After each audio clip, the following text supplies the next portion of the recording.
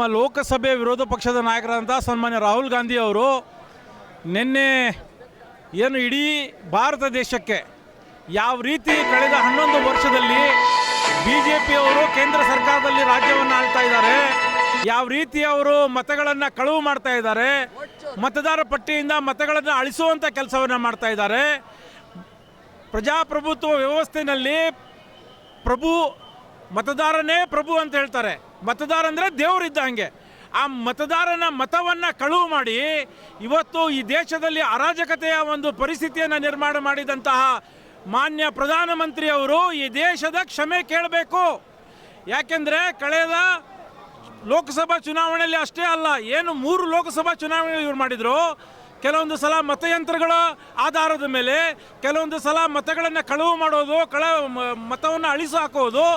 ಆಮೇಲೆ ಅವಾಗಲೂ ಅವ್ರಿಗೆ ಮ್ಯಾಂಡೇಟ್ ಬಂದಿಲ್ಲ ಅಂದರೆ ಭಾರತ ದೇಶದಲ್ಲಿ ಕಳೆದ 3-4 ವರ್ಷದಲ್ಲಿ ಸುಮಾರು 15 ಜನಪ್ರಿಯ ಸರ್ಕಾರಗಳನ್ನು ಬೀಳಿಸುವಂಥ ಕೆಲಸವನ್ನು ಮಾಡಿದ್ದಾರೆ. ಅಂದರೆ ಇವರಿಗೆ ವಿರೋಧ ಪಕ್ಷ ಇರಬಾರ್ದು, ಸರ್ವಾಧಿಕಾರಿ ಧೋರಣೆ. ಅವರು ಪ್ರತಿ ಭಾಷಣದಲ್ಲಿ ಹೇಳ್ತಾರೆ, ಮೈ ಕಾಂಗ್ರೆಸ್ ಮುಕ್ತ ಭಾರತ್ ಕರುಂಗ. ಕಾಂಗ್ರೆಸ್ ಮುಕ್ತ ಭಾರತ ಅಂದರೆ ಏನಪ್ಪ? ವಿರೋಧ ಪಕ್ಷನೇ ಇರಬಾರ್ದು. ಅಂದರೆ ಚೈನಾ ಮಾದರಿ, ರಷ್ಯಾ ಮಾದರಿ ಇವರು ಇರೋವರೆಗೆ ಇವರು ದೇಶವನ್ನು ಆಳ್ಬೇಕಾ?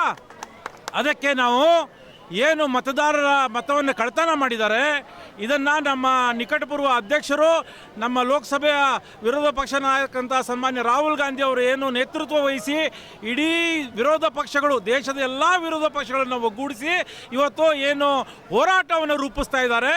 ಆ ಹೋರಾಟ ತಾರ್ಕಿಕ ಅಂತ್ಯದವರೆಗೂ ನಾವು ತೆಗೆದುಕೊಂಡು ಹೋಗ್ತೀವಿ. ಈ ದೇಶದ ಜನರ ಕ್ಷಮೆ ಕೇಳುವವರೆಗೆ ಮಾನ್ಯ ಪ್ರಧಾನಮಂತ್ರಿಯವರು ನಮ್ಮ ಹೋರಾಟ ನಡೀತಾ ಇರ್ತದೆ. ಇದು ವೋಟ್ ಚೀಟಿಂಗ್ ನಡೀತಾರಿಂದ ಇದು ಪ್ರೊಟೆಸ್ಟ್ ಮಾಡ್ತಾ ಇರೋದು. ಈ ಕಡೆ ನಮ್ಮ ದೇಶದ ನಾಯಕ ಅಂತ ನಮಗೆ ರಾಹುಲ್ ಗಾಂಧಿ ಅವರು ಇಲ್ಲಿ ಬ್ಯಾಂಗ್ಳೂರಿಗೆ ಬರ್ತಾ ಇರೋದು ಪ್ರೊಟೆಸ್ಟ್ ಮಾಡೋಕ್ಕೆ. ಈ ವೋಟಿಂಗಲ್ಲಿ ಚೀಟಿಂಗ್ ಮಾಡಿಕೊಂಡು ಗೆಲ್ಲುವುದಕ್ಕೆ ಇದು ವೋಟರ್ ನೀವು ಕ್ಯಾನ್ಸಲ್ ಮಾಡಿಬಿಟ್ಟು ಹಂಗೆ ನೀವು ಗೆಲ್ಕೊಂಡು ಹೋಗಿ. ಜನ ಅವ್ರ ಅಧಿಕಾರದಿಂದ ಬಂದು ವೋಟ್ ಮಾಡ್ತಾರಲ್ಲ, ಅವ್ರ ವೋಟನ್ನ ನೀವು ವಿಶ್ವಾಸಘಾತ ಮಾಡೋದ್ರಿಂದ ವೋಟ್ ಲಿಸ್ಟೇ ನೀವು ಮಾಡೋದು ಕ್ಯಾನ್ಸಲ್ ಮಾಡಿಬಿಟ್ಟು ನೀವೇ ವೋಟ್ ಹಾಕ್ಕೊಂಡು ಗೆಲ್ಕೊಂಡು ಬಂದುಬಿಟ್ರೆ ಈ ಎಲೆಕ್ಷನ್ ಮಾಡೋದು, ಎಲೆಕ್ಷನ್ ಕಮಿಷನ್ ಎಲೆಕ್ಷನ್ ನಡೆಸೋದು ಇದೆಲ್ಲ ಬೇಕಾಗಿರೋ ಅವಶ್ಯಕತೆ ಇರೋಲ್ಲ. ಮಾಡಂಗಿದ್ರೆ ಮಾಡಬೇಕಂದ್ರೆ ನೀತಿ ನ್ಯಾಯದಿಂದ ಪ್ರತಿಯೊಬ್ಬರದ್ದು ಒಂದು ವೋಟ್ ಅವ್ರ ಅಧಿಕಾರದಿಂದ ಬಂದು ವೋಟ್ ಹಾಕ್ಕೊಂಡು ಹೋಗ್ತಾರಲ್ಲ, ಆ ವೋಟ್ ಅವ್ರದ್ದು ಅಲ್ಲಿ ಬಿದ್ದಬೇಕು. ಆ ವೋಟ್ನ ನೀವು ಅಡಿಷ್ನಲ್ ವೋಟ್ ಬಂದುಬಿಟ್ಟು ನಿಮ್ಮ ಪ್ರಕಾರ ಅಡಿಷ್ನಲ್ ಸೇಟ್ಸ್ ಬಿಟ್ಟು ಚೀಟಿಂಗ್ ಮಾಡ್ಕೊಂಡು ಗೆಲ್ಲಿಯೋದು ಇದು ರಾಜಕೀಯ ಇಲ್ಲ. We call as dirty politics ಅಂತಾರೆ. ಇದನ್ನು ಪಾಲಿಟಿಕ್ಸ್ ಅಂತಲೇ ಹೇಳೋಂಗಿಲ್ಲ. ಧನ್ಯವಾದಗಳು ಅಷ್ಟೇ.